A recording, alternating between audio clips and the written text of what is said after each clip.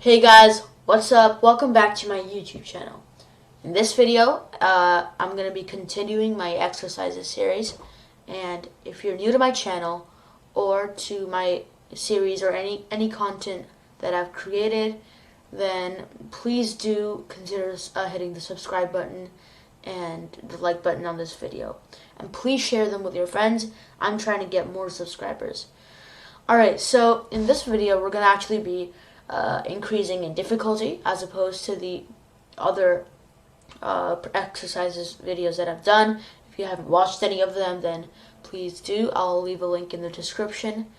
And alright, let's get started. In this one, I've made an area calculator, and I'm going to just walk you through it and what the code does, how it works, and why it works.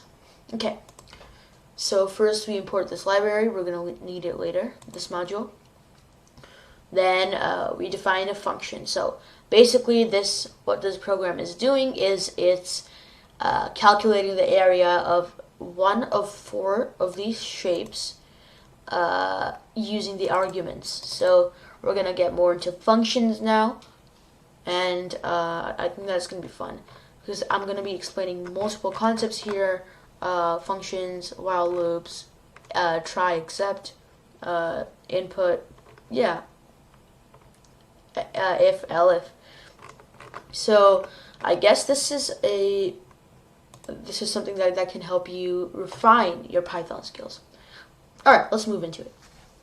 Now we made a function which is called circle, and it takes the argument of radius.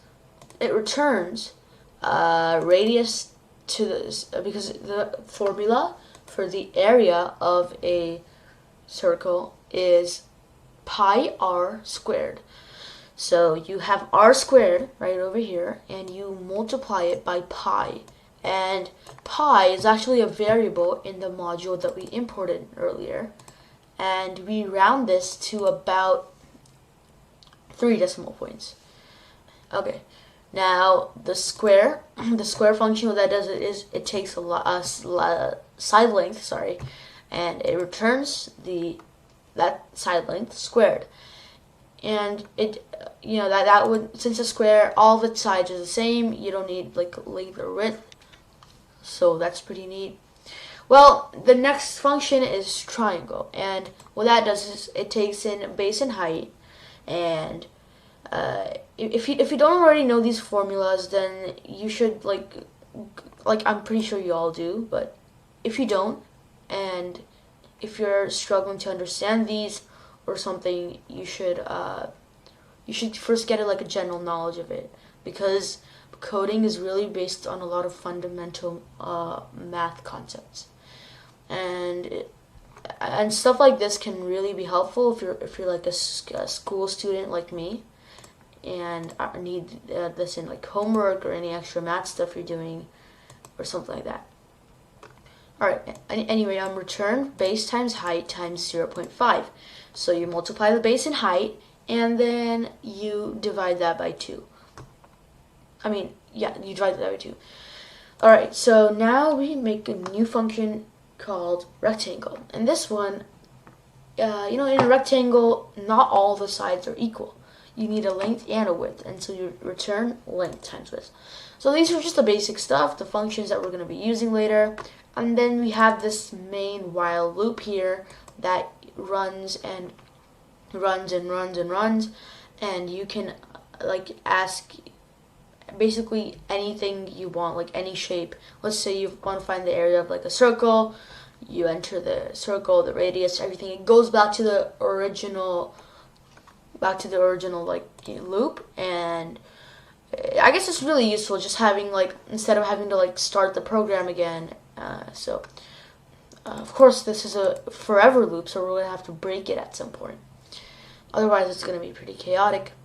So first we take an input from the user, shape, whatever they want, and if shape.lower, the lower method, it just converts anything it converts a string, and it makes all of its characters lowercase.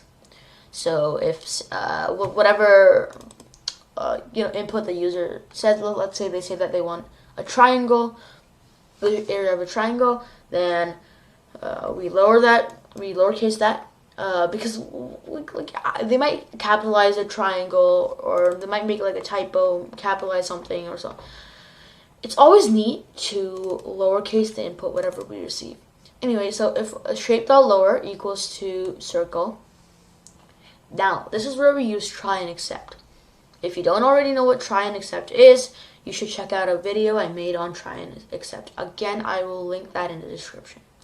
Alright, try radius equals to int input. What is a radius? So we take that variable, we define this variable as whatever input the user enters, and then accept, raise exception, please enter a number.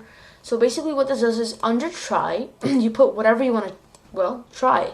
Whatever code you want to see if it works. So if the user enters like 4 or 6, it's all good, because 4 and 6 can be converted to integers. Alright, those are just examples. But what if I enter something like basketball? I have no idea why anyone would do that, but like, let's say they misunderstood the question or something. I think that it would be a good idea that if that doesn't work out, if Python if you're trying to convert an input to an integer that's full of letters, Python is going to give you an error. And to prevent that, you're going to say except. That basically just means if that doesn't work. Okay, so you try this, and if that works, then great. If that doesn't work, then we raise an exception, and we use a raise keyword, then exception, and then we enter our own kind of custom message. Please enter a number. And then we print, and then we use the circle function from before. We enter the radius, right? Because if they enter like a letter or anything that can't be converted to an integer, then, as soon as we raise an exception or an error of our own, the program, the Python code, it'll end, right? So it won't even get to this part, so don't worry about that. Okay. Now, if it's not circle, but instead it's square, it's the same thing. We try side equals to input. What is the side length? And if they enter something that can't be converted to an integer, then again, please enter a number. Then we print the square. Then we use a square function, and in the parameter of side, we enter this variable. So basically, we have this variable here, and we input it into this function. And now it takes, let's say the side length is, the user says 7. Okay, then in this it goes all the way back to this function over here. Okay, and it basically substitutes in 7 for the variable side for the argument.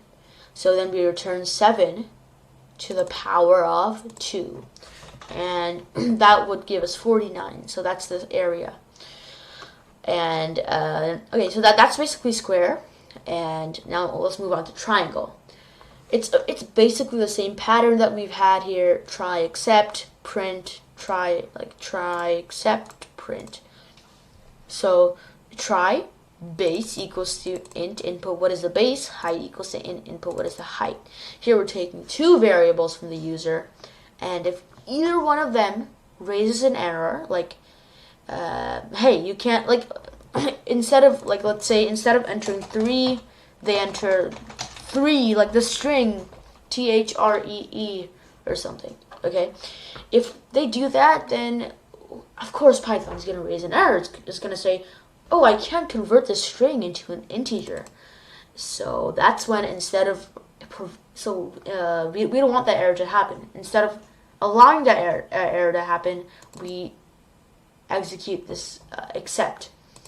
There it says we raise the exception. Please enter a number. Just so it's like if Python's gonna say you couldn't convert 3 the string into base 10, it's gonna say some pretty complicated stuff. But I just felt like it would be neater. It would be neater to send our own message here.